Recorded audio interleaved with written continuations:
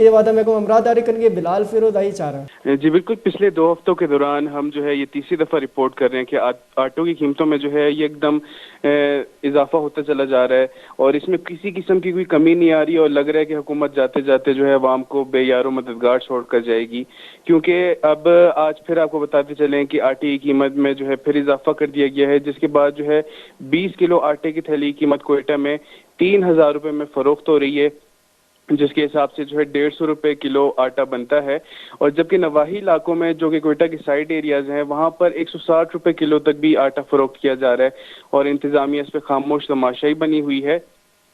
جبکہ جو ہے ہم نے جو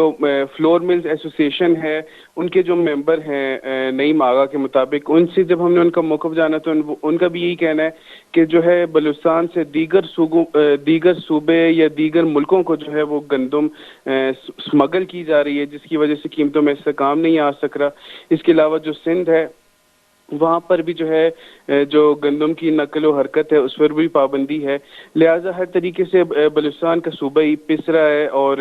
یہاں کی عوام کے لیے ہر چیز مہنگی کرتی جا رہی ہے۔ جی